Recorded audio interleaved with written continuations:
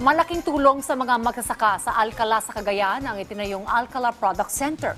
Bukod sa nakakagawa po ito ng iba't ibang pagkakakitaan mula sa mais, tinutulungan pa sila ng Department of Agriculture o DA para makahanap ng buyer o mamimili. Si Vel Custodio sa report.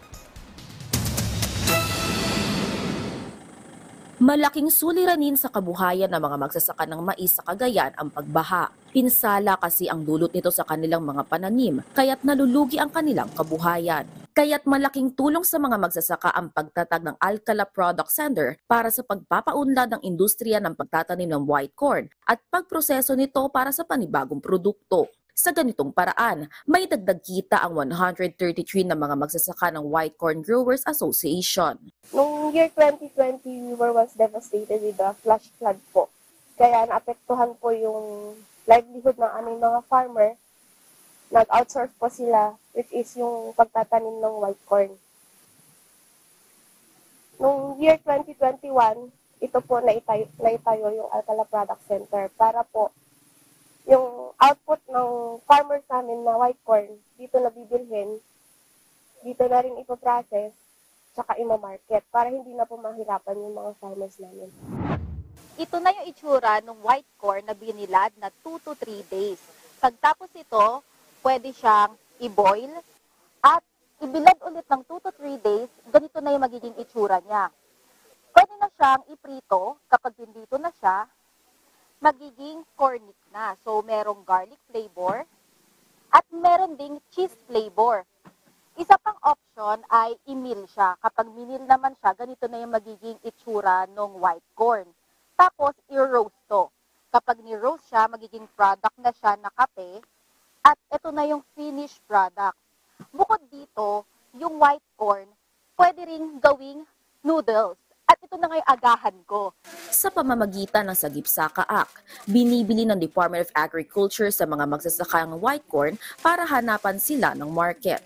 Sa ngayon, ilang mga kilala na kumpanya na ang sinusuplayan nila ng puting mais sa tulong ng market linkage ng DA Agribusiness and Marketing Association Services o AMAS.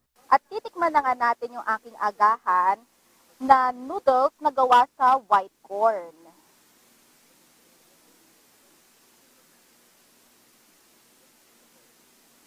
Para sa yung usual na lomi, pero mas malambot yung strands ng noodles. At syempre, hindi mawawala sa agahan yung kape.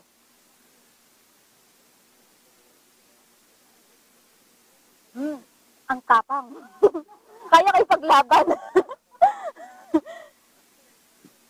Tapos syempre, dun naman sa mga gustong mag-snacks, nasa biyahe, ito naman yung titikman natin, yung cornic. So, meron tayong garlic flavor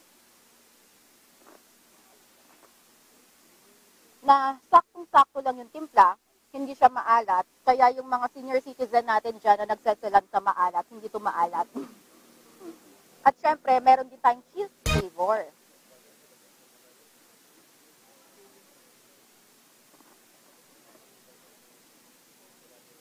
Ito naman, mas malasa siya, merong konting touch ng tamis na lasang sweet.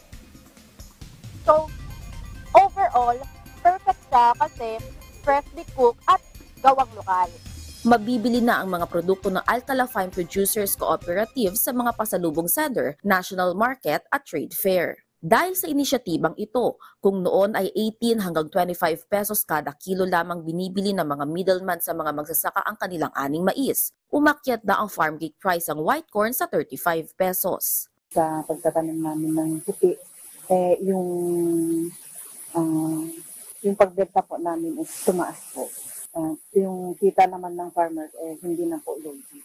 Sagot na rin ng DA ang abono, pestisidyo, water pumps, tractor, rotivator at corn mill ng mga magsasaka. Kung maulan naman ang panahon, may dehydrator na ang kooperatiba na may 1.5 kilo capacity para mabilis sa papatuyo ang mga mais. Susunod na hakbang ng DA Regional Office 2 ay makapagpatayo ng cold storage facilities at dryers para sa maayos na buffer stocking ng white corn.